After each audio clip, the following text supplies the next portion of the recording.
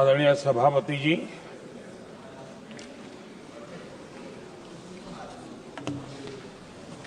आदरणीय राष्ट्रपति जी के संबोधन पर आभार प्रकट करने के लिए मैं उपस्थित हुआ हूं। कल और आज, कल तो रात देर तक सभी माननीय सांसदों ने अपने विचारों से इस आभार प्रस्ताव को समृद्ध किया। कई माननीय अनुभवी सांसदों ने भी अपने विचार प्रकट किए और स्वाभाविक है कि लोकतंत्र की परंपरा भी है, जहां आवश्यकता था वहां प्रशंसा हुई, जहां परेशानी थी वहां कुछ नकारात्मक बातें भी हुई, लेकिन ये बहुत स्वाभाविक है। अतः कि मेरे लिए बहुत बड़ा सौभाग्य है कि देश की जनता ने मुझे 14वीं बार इस जगह पर बैठ करके राष्ट्रपति जी के उद्बोधन को आभार व्यक्त करने के लिए अवसर दिया है। और इसलिए मैं आज जनता जनार्दन का भी बड़े आदर के साथ आभार व्यक्त करना चाहता हूं। और सदन में चर्चा में जिन जिन लोगों ने हिस्सा लिया, चर्चा को समृद्ध किया, उन सब का भी मैं आभार व्यक्त करता हूं। आदरणीय सभापति जी, हम 2025 में हैं। एक प्रकार से 21वीं सदी का 25% हिस्सा बीत चुका है।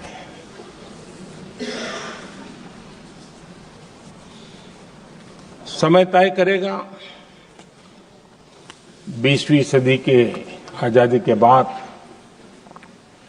और 21वीं सदी के प्रथम 25 साल में क्या हुआ, कैसा हुआ।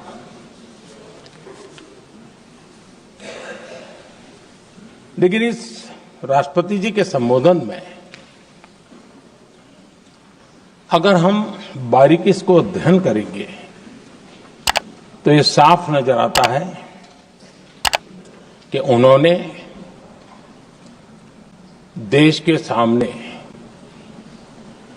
भविष्य के 25 वर्ष और विकसित भारत के लिए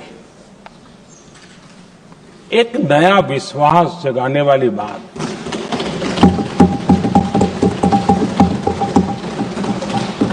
एक प्रकार से आदरणीय राष्ट्रपति जी का ये उद्बोधन विकसित भारत के संकल्प को मजबूती देने वाला है, नया विश्वास पैदा करने वाला है और जन सामान्य को प्रेरित करने वाला है। आदरणीय सभापति जी, सारे अध्ययन बार बार ये कह चुके हैं कि गत 10 वर्ष में देश की जनता ने हमें सेवा करने का मौका दिया। 25 करोड़ देशवासी गरीबी को परास्त करके गरीबी से बाहर निकले।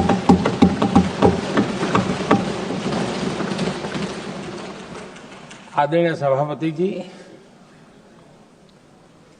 5 दशक तक गरीबी हटाओ के नारे सुने हो और अब 25 करोड़ गरीब गरीबी को परास्त करके बाहर निकले, ऐसे ही नहीं हो।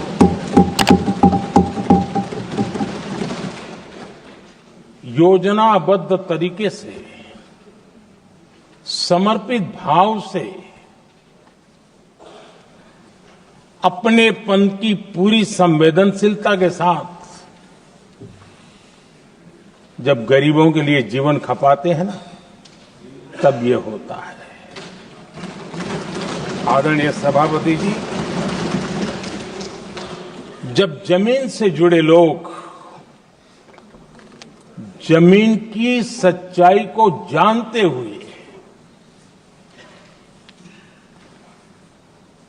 जमीन पर जीवन खपाते हैं, तब जमीन पर बदलाव निश्चित होके रहता है।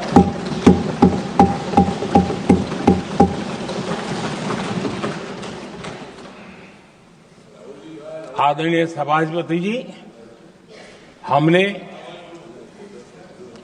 गरीब को झूठे नारे नहीं, हमने सच्चा विकास दिया।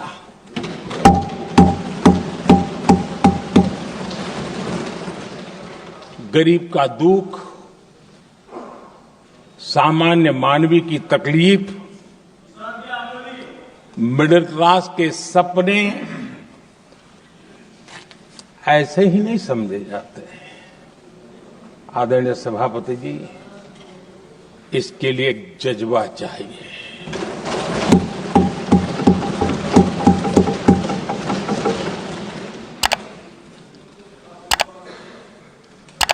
और मुझे दुख के साथ कहना है कि कुछ लोगों में ये है ही नहीं।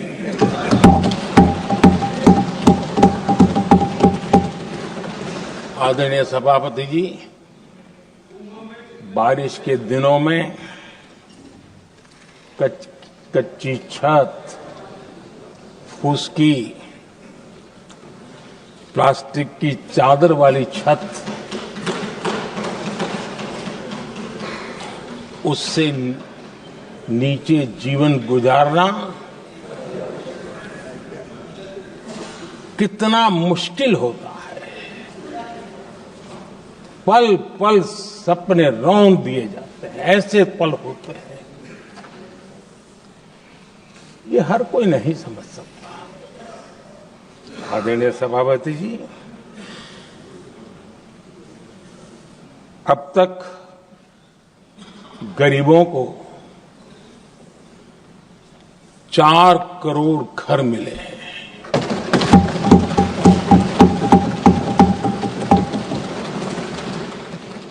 जिसने उस जिंदगी को जिया है ना, उसे समझ होती है कि पक्की छत वाला घर मिलने का मतलब क्या होगा। आदरणीय सभापति जी, एक महिला जब खुले में शौच जाने के लिए मजबूर हो जाती है, वो या तो सूर्योदय के पहले या सूर्यास्त के बाद, कठिनाइयों के झेलने के बाद इस छोटा सा अपना नित्य कर्म करने के लिए निकल सकती है। तब उसे क्या तकलीफ होती थी, ऐसे लोग समझ नहीं सकते। आदरणीय सभापति जी, हमने 12 करोड़ से ज्यादा शौचालय बनाकर बहनों बेटियों की मुश्किलें दूर की।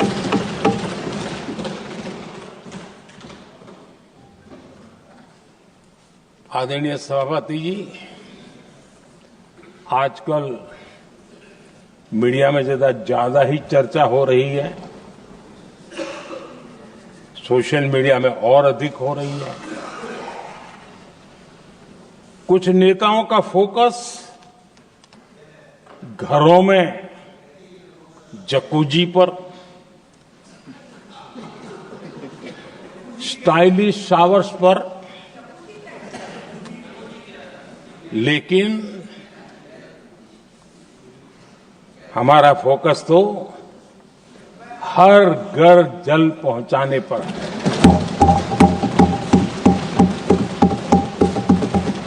आजादी के 75 साल के बाद देश में 75% करीब 16 करोड़ से भी ज्यादा घरों के पास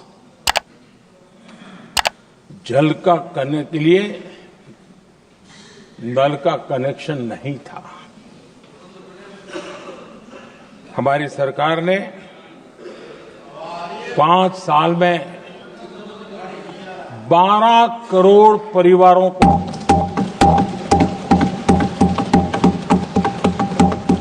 घरों में नल से जल देने का काम किया है और काम तेजी से आगे भी बढ़ रहा है।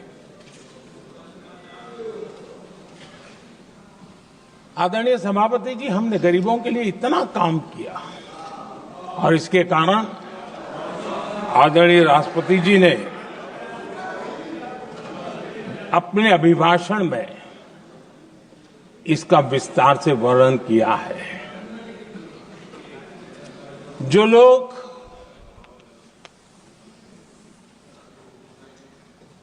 गरीबों की झोपड़ियों में फोटो सेशन कराकर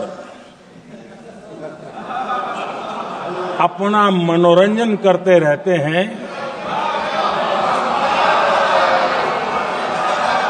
उन्हें संसद में गरीबों की बात बोरिंग ही लगेगी।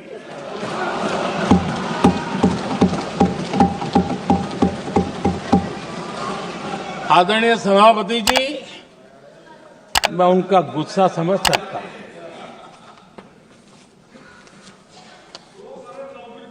आदरणीय सभापति जी,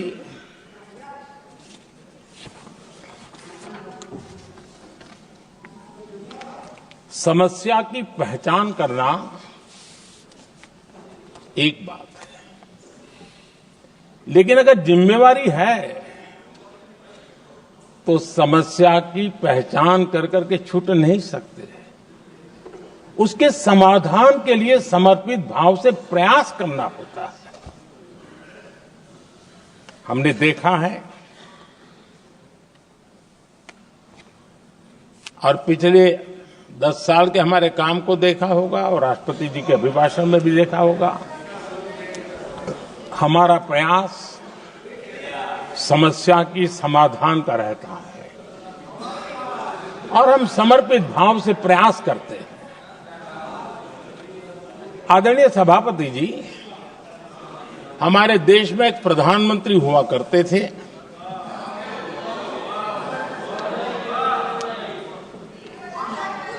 उनको मिस्टर क्लीन करने कहने की एक फैशन हो गई थी। उस प्रधानमंत्री जी को मिस्टर क्लीन कहने की फैशन हो गई थी।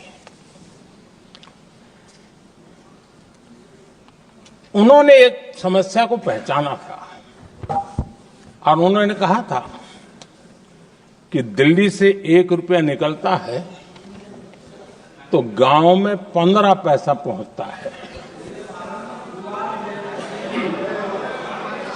अब उस समय तो पंचायत से लेकर पार्लियामेंट तक एक ही पार्टी का राज था। पंचायत से पार्लियामेंट तक एक ही पार्टी का राज था और उस समय उन्होंने सार्वजनिक रूप से कहा था कि 1 रुपया निकलता है 15 पैसा पहुंचता है। बहुत गजब की हाथ सफाई थी।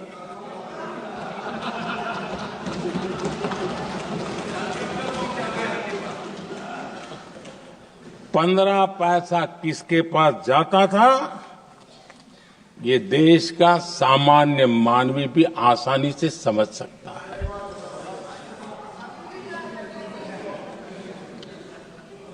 आदरणीय सभापति जी, देश ने हमें अवसर दिया। हमने समाधान खोजने का प्रयास किया। हमारा मॉडल है बचत भी विकास भी। जनता का पैसा जनता के लिए। हमने जनधन, आधार, मोबाइल की जेम ट्रिनिटी बनाई और डीबीटी से डायरेक्ट बेनिफिट ट्रांसफर ये देना शुरू किया। आदरणीय सभापति जी, हमारे कार्यकाल में हमने 40 लाख करोड़ रुपया सीधा जनता जनार्दन के खाते में जमा किया। आदरणीय सभापति जी, इस देश का दुर्भाग्य देखिए, सरकारें कैसी चलाई गई, किसके लिए चलाई गई। माननीय सदस्य, मैं सबसे आपसे आग्रह कर रहा हूं, आप सदन की गरिमा बनाए रखें। बैठे बैठे कोई माननीय सदस्य टिप्पणी नहीं करे, उचित नहीं है, ये गलत तरीका है आपका। ये सदन की मर्यादा नहीं है आपकी। आप प्रोटेक्ट करना चाहते हो उनको इस तरीके से, गलत तरीका, ये गलत तरीका है। आप बैठे बैठे टिप्पणी करना चाहते हैं।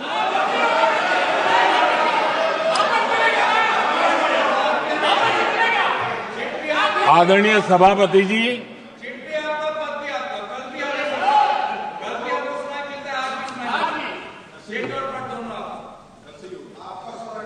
जब ज्यादा बुखार चढ़ जाता है तब लोग कुछ भी बोलते हैं, लेकिन इसके साथ साथ ज्यादा हताशा निराशा फैल जाती है तब भी बहुत कुछ बोलते हैं। आदरणीय सभापति जी, जिनका जन्म नहीं हुआ था, जो भारत की इस धरती पर अवतरित नहीं हुए थे, ऐसे 10 करोड़ फर्जी लोग सरकारी खजाने से अलग अलग योजनाओं का फायदा ले रहे थे। आदरणीय सभापति जी, सही को अन्याय न हो इसलिए राजनीतिक फायदा नुकसान की परवाह किए बिना हमने इन 10 करोड़ फर्जी नामों को हटाया और असली लाभार्थियों को खोज खोज करके उन तक मदद पहुंचाने का अभियान चलाया। आदरणीय सभापति जी, ये 10 करोड़ फर्जी लोग जब हटे और भिन्न भिन्न योजनाओं का हिसाब लगाएं तो करीब करीब 3 लाख करोड़ रुपया गलत हाथों से जाने से बच गए। मैं हाथ किसका था ये नहीं कह रहा हूं, गलत हाथों से। आदरणीय सभापति जी,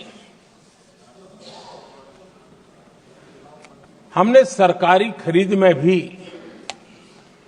टेक्नोलॉजी का भरपूर उपयोग किया, ट्रांसपेरेंसी लाए और जेम पोर्टल, जो आज राज्य सरकारें भी उसका उपयोग कर रही है, जेम पोर्टल से जो खरीदी हुई उससे आमतौर पर जो खरीदी होती है उससे कम पैसों में खरीदी हुई और सरकार के 1,15,000 करोड़ रुपए की बचत हुई।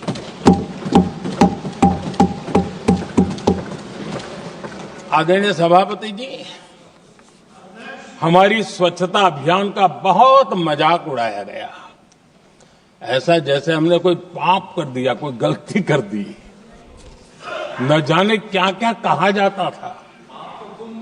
लेकिन आज मुझे संतोष से कहना है कि इन सफाई के कारण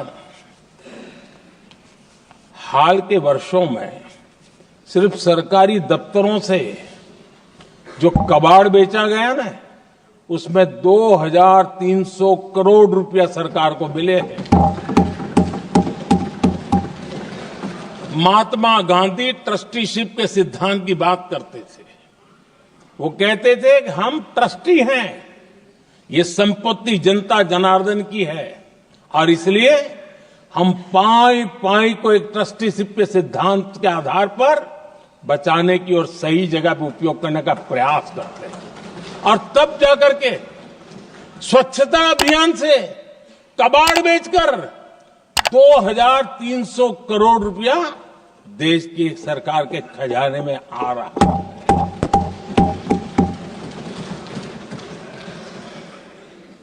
आदरणीय सभापति जी, हमने एक महत्वपूर्ण निर्णय लिया इथेनॉल ब्लेंडिंग का। हम जानते हैं हम एनर्जी इंडिपेंडेंट नहीं है, हमें बाहर से लाना पड़ता है। जब इथेनॉल ब्लेंडिंग किया और हमारे पेट्रोल डीजल की आय कम हुई, उस एक निर्णय से 1 लाख करोड़ रुपए का फर्क पड़ा है। और ये पैसे करीब करीब 1 लाख करोड़ रुपया किसानों की जेब में गया है। आदरणीय सभापति जी, मैं बचत की तो बात कर रहा हूं, लेकिन पहले अखबारों की हेडलाइन हुआ करती थी, इतने लाख के घोटाले, इतने लाख के घोटाले, इतने लाख के घोटाले। 10 साल हो गए, ये घोटाले न कर करके, घोटाले न होने से भी देश के लाखों करोड़ रुपए बचे हैं जो जनता जनार्दन की सेवा में लगे हैं। आदरणीय सभापति जी, हमने ये जो अलग अलग कदम उठाए, उससे लाखों करोड़ रुपए की बचत हुई, लेकिन उन पैसों का उपयोग हमने शीश महल बनाने के लिए नहीं किया।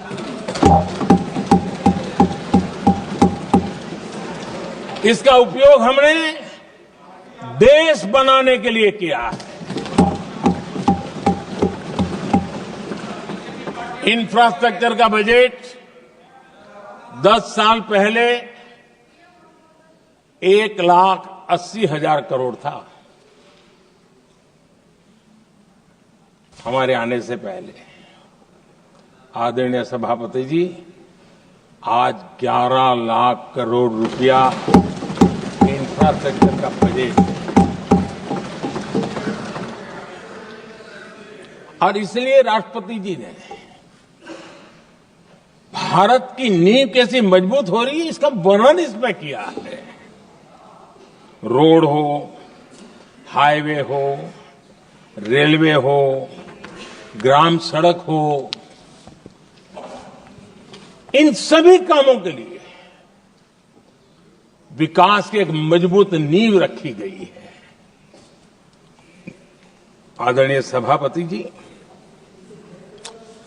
सरकारी खजाने में बचत हुई वो तो एक बात है, और वो करना भी चाहिए, जैसा मैंने ट्रस्टीशिप की बात कही।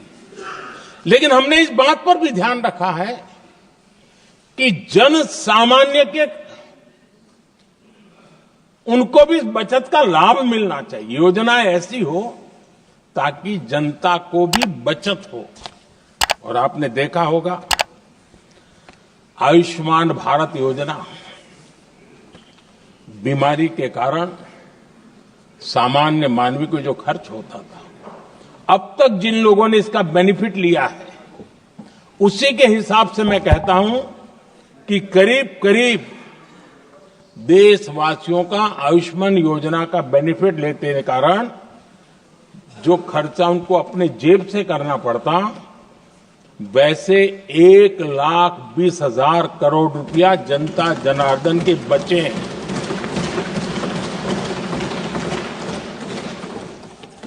ये आवश्यक है कि अब जैसे जन औषधि केंद्र, आज मध्यम वर्ग के परिवार में 60-70 साल उम्र के परिवार के स्वजन हो तो स्वाभाविक है कोई न कोई बीमारी आ ही जाती है, दवाई का खर्चा भी होता है, दवाएं महंगी भी होती है। हमने जब से जन औषधि केंद्र खोले हैं जिसमें 80% डिस्काउंट होता है, और उसके कारण जिन परिवारों ने इन जन औषधि केंद्रों से दवाइयां ली हैं उनके करीब करीब 30,000 करोड़ रुपए दवाई को खर्चा बचा।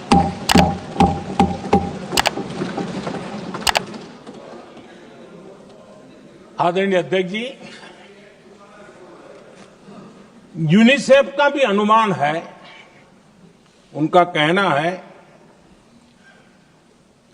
कि जिसके घर में स्वच्छता और टॉयलेट बना, उन्होंने इसका बड़ा सर्वे किया था, उस परिवार को करीब करीब साल भर में 70,000 रुपए की बचत हुई है। स्वच्छता अभियान कहो, टॉयलेट बनाने का काम कहो, शुद्ध जल पहुंचाने का काम करो, कितना बड़ा फायदा हमारे सामान्य परिवार को हो रहा है। आदरणीय अध्यक्ष जी, नल से जल, मैंने प्रारंभ में उसका उल्लेख किया। WHO की एक रिपोर्ट आई है। WHO का कहना है कि नल से जल शुद्ध पानी मिलने के कारण उन परिवारों में जो अन्य बीमारियों के खर्चे होते थे, औसत 40,000 रुपया परिवार का बचा है।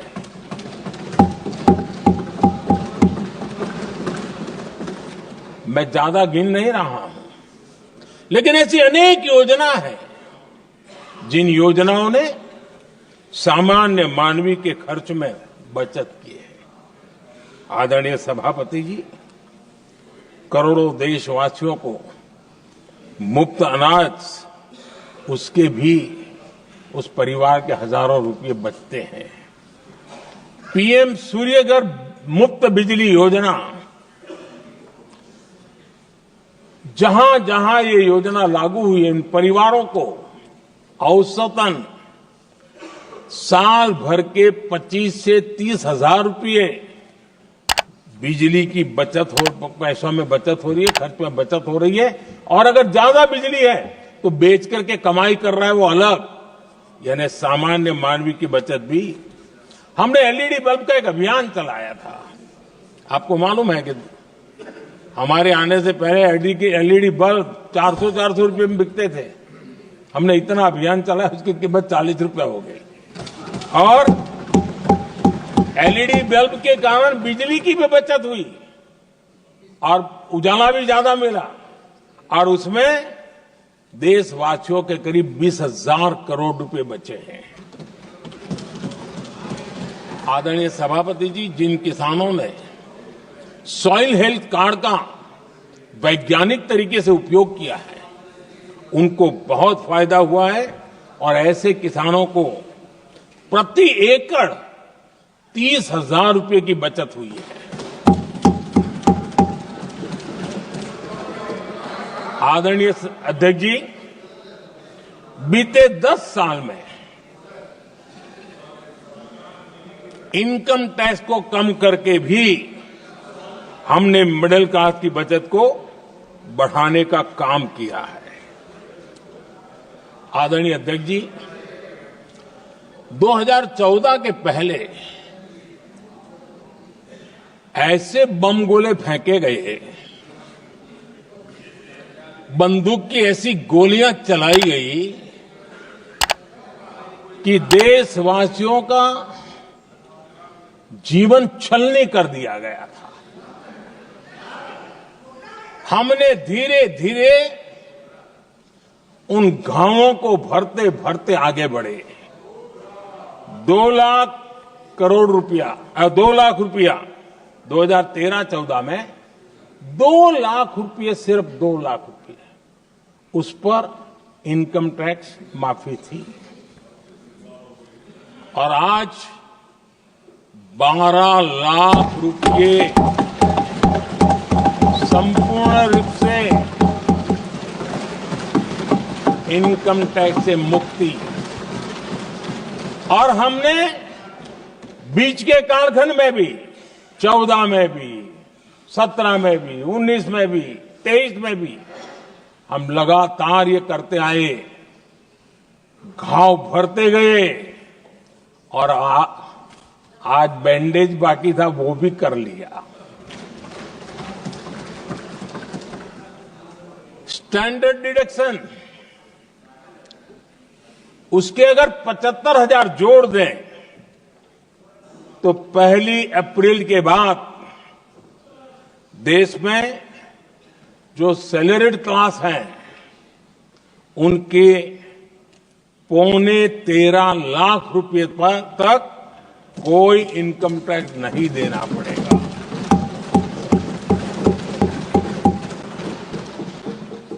आदरणीय सभापति जी, आप जिस समय युवा मोर्चा में काम करते थे तब एक बात आप सुनते होंगे, पढ़ते भी होंगे।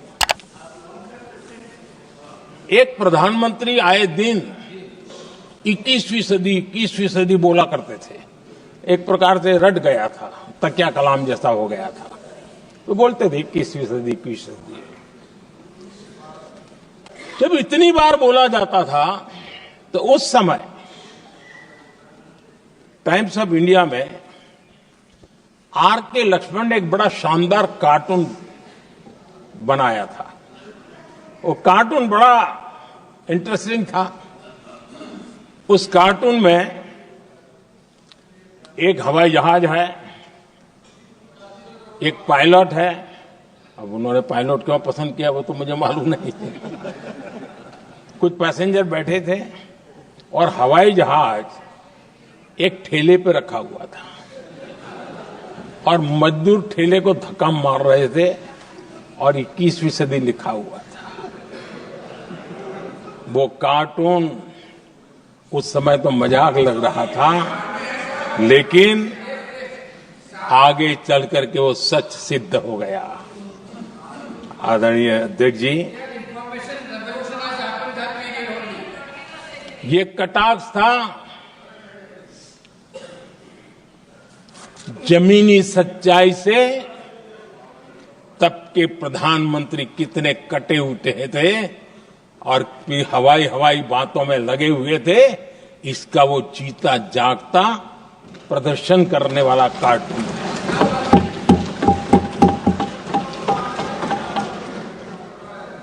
आदरणीय अध्यक्ष जी, जिन्होंने तब 21वीं सदी की बातें की थी, वो 20वीं सदी की जरूरतों को भी पूरा कर नहीं पाए थे। आदरणीय अध्यक्ष जी, आज जब मैं देखता हूं, पिछले 10 साल से सारी बीतों को बारीकी से देखने का अवसर मिला है, तो मुझे बड़ा दर्द होता है। हम 40-50 साल लेट हैं, जो काम 40-50 साल पहले हो जाने चाहिए थे। और इसलिए ये साल जब 2014 से देश की जनता ने हमको सेवा का अवसर दिया, हमने ज्यादा से ज्यादा युवाओं पर फोकस किया। हमें युवाओं की आकांक्षाओं पर बल दिया। हमने युवाओं के लिए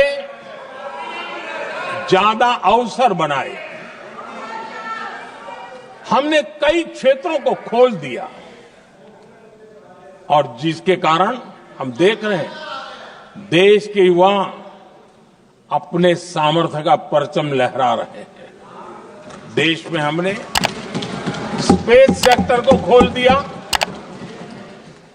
डिफेंस सेक्टर को खोला, सेमीकंडक्टर मिशन लेकर के आए, इनोवेशन को बढ़ावा देने के लिए अनेक नई योजनाओं को हमने आकार दिया। स्टार्टअप इंडिया इकोसिस्टम पूरा डेवलप किया और इस बजट में भी आदरणीय अध्यक्ष जी एक बहुत महत्वपूर्ण निर्णय हुआ है। 12 लाख की आय पर इनकम टैक्स की माफी, ये समाचार इतना बड़ा बन गया कि बहुत सी महत्वपूर्ण चीजों पर अभी भी कुछ लोगों का ध्यान नहीं गया है। वो महत्वपूर्ण निर्णय हुआ है, हमने न्यूक्लियर एनर्जी सेक्टर को ओपन कर दिया और इसके दूरगामी सकारात्मक प्रभाव और परिणाम देश को देखने के लिए मिलने वाले हैं। आदरणीय अध्यक्ष ji, AI, 3D printing, robotics, virtual reality की चर्चा हम तो गेमिंग का भी महात्मा क्या होता है इसके लिए भी प्रयास करने वाले लोगों में से। मैंने देश के नौजवानों से कहा है कि दुनिया का गेमिंग क्रिएशन का, क्रिएटिविटी वर्ल्ड का कैपिटल भारत क्यों न बने। और मैं देख रहा हूं बहुत तेजी से हमारे लोग काम कर रहे हैं।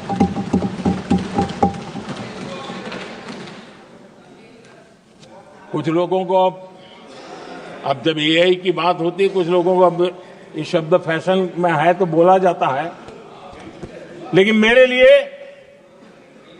सिंगल एआई नहीं है, डबल एआई। भारत की डबल ताकत है। एक एआई आर्टिफिशियल इंटेलिजेंस, दूसरा एआई एस्पिरेशनल इंडिया।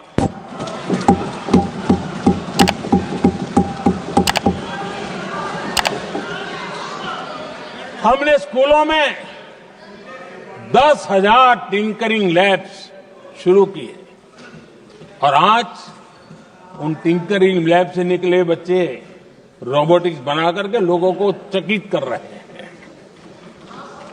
और इस बजट में 50,000 नए टिंकरिंग लैब्स उसका प्रावधान किया गया है।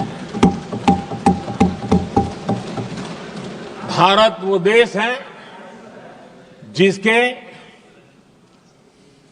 इंडिया एआई मिशन को लेकर के पूरी दुनिया बहुत आशावादी है और विश्व के एआई प्लेटफॉर्म में भारत की मौजूदगी एक महत्वपूर्ण स्थान प्राप्त कर चुकी है। आदरणीय अध्यक्ष जी, इस साल बजट में हमने डीप टेक के डोमेन को में इन्वेस्टमेंट की बात की है और डीप टेक मैं समझता हूं हमारे लिए तेज गति से आगे बढ़ने के लिए और 21वीं सदी पूरी तरह टेक्नोलॉजी ड्रिवन सेंचुरी है। ऐसे में हमारे लिए आवश्यक है कि भारत डीप टेक के क्षेत्र में बहुत तेजी से आगे बढ़े। आदरणीय अध्यक्ष जी, हम लगातार युवा भविष्य को ध्यान में रखते हुए काम कर रहे हैं, लेकिन कुछ दल हैं जो लगातार युवाओं के साथ धोखा कर रहे हैं, उन्हें धोखा दे रहे हैं। ये दल चुनाव के दरमियान ये भत्ता देंगे, वो भत्ता देंगे, वादा तो करते हैं लेकिन पूरा नहीं करते हैं। ये दल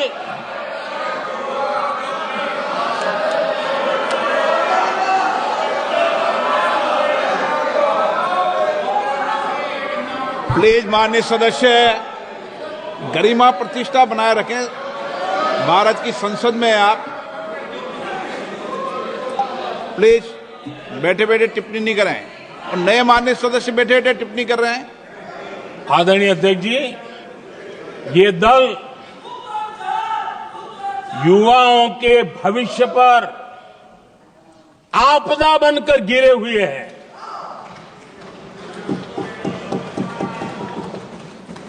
आदरणीय अध्यक्ष जी, हम कैसे काम करते हैं ये हरियाणा में अभी अभी देश ने देखा है। बिना खर्ची, बिना पर्ची नौकरी देने का वादा किया था, सरकार बनते ही नौकरी मिल गई नौजवानों को। हम जो कहते हैं उसी का परिणाम है। आदरणीय अध्यक्ष जी, हरियाणा में तीसरी बार भव्य विजय और हरियाणा में के इतिहास में तीसरी बार विजय, ये अपने आप में ऐतिहासिक घटना है। आदरणीय अध्यक्ष जी, महाराष्ट्र में भी ऐतिहासिक परिणाम, जनता जनार्दन के आशीर्वाद। महाराष्ट्र के इतिहास में सत्ता पक्ष के पास इतनी सीटें पहली बार, ये जनता जनार्दन के आशीर्वाद से हम करके आए हैं।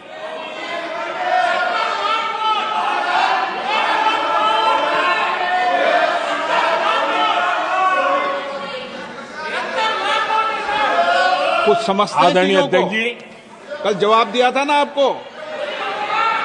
चलिए। आदरणीय राष्ट्रपति जी ने अपने अभिभाषण में हमारे संविधान के 75 वर्ष होने पर भी विस्तार से चर्चा की है। आदरणीय अध्यक्ष जी, संविधान में जो धाराएं हैं उसके साथ साथ संविधान का एक स्पिरिट भी है, और संविधान को मजबूती देने के लिए संविधान की भावना को जीना पड़ता है। और मैं आज उदाहरणों के साथ बताना चाहता हूं, हम वो लोग हैं जो संविधान को जीते हैं।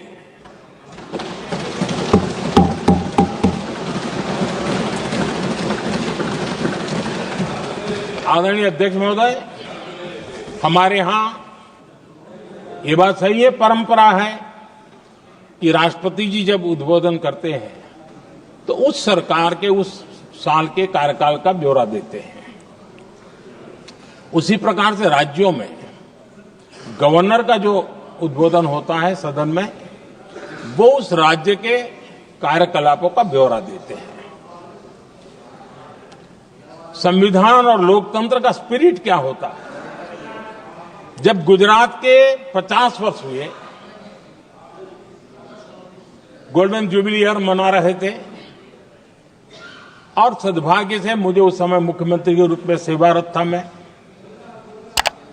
तो हमने एक महत्वपूर्ण निर्णय किया।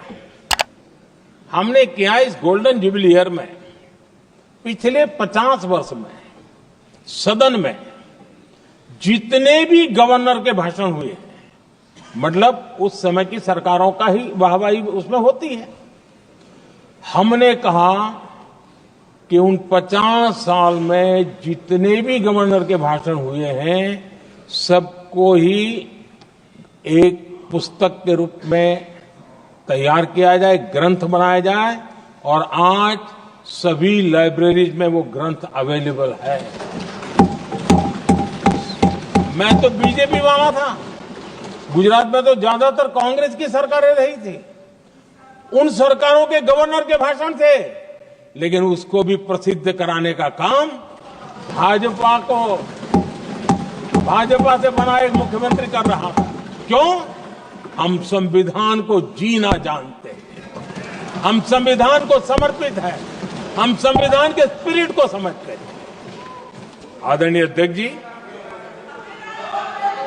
आप जानते हैं 2014 में जब हम आए तब मान्य विपक्ष नहीं था, रिकॉग्नाइज्ड अपोजिशन पार्टी नहीं थी, उतने अंक भी लेकर के कोई नहीं आए थे। भारत के अनेक कानून ऐसे थे कि हमें पूरी स्वतंत्रता थी उस कानून के हिसाब से काम करने की। अनेक कमेटियां ऐसी थी जिसमें लिखा था लीडर्स ऑफ अपोजिशन उसमें आएंगे, लेकिन अपोजिशन था ही नहीं, रिकॉग्नाइज अपोजिशन नहीं था। ये हमारा संविधान जीने का स्वभाव था, ये हमारा संविधान का स्पिरिट था, ये हमारी लोकतंत्र की मर्यादाओं का पालन करने का इरादा था। हमने तय किया कि भले मान्य विपक्ष नहीं होगा, रिकॉग्नाइज अपोजिशन नहीं होगा, लेकिन जो सबसे बड़े दल का सब नेता है उसको मीटिंगों में बुलाएंगे। ये लोकतंत्र का स्पिरिट होता है, तब होता है।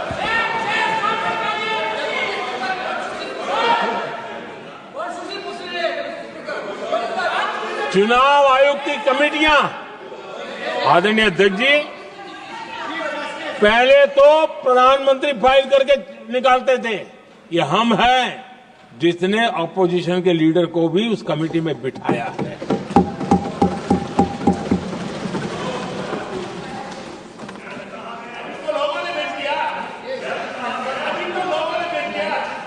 और हमने इसके लिए कानून भी बनाया और आज विधिवत रूप से इलेक्शन कमीशन बनेगा तो अपोजिशन लीडर भी उसके निर्णय की प्रक्रिया में हिस्सा होंगे।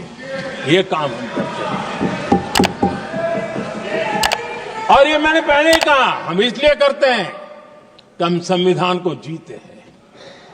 आदरणीय अध्यक्ष जी, दिल्ली में आपको कई स्थान ऐसे मिलेंगे जहां कुछ परिवारों ने अपने म्यूजियम बना करके रखे हुए हैं।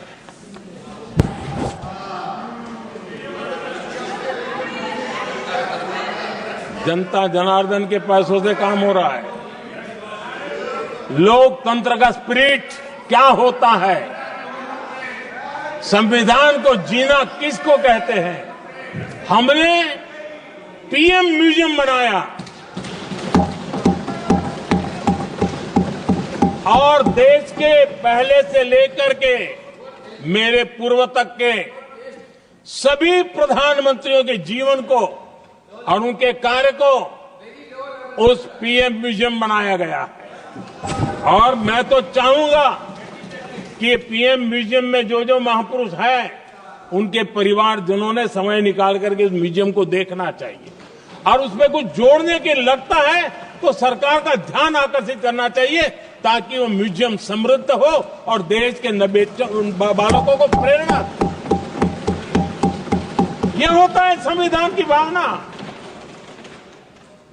अपने लिए तो सब करते हैं, खुद के लिए जीने वालों की जमात बहुत छोटी नहीं है। संविधान के लिए जीने वाले यहां बैठे हैं।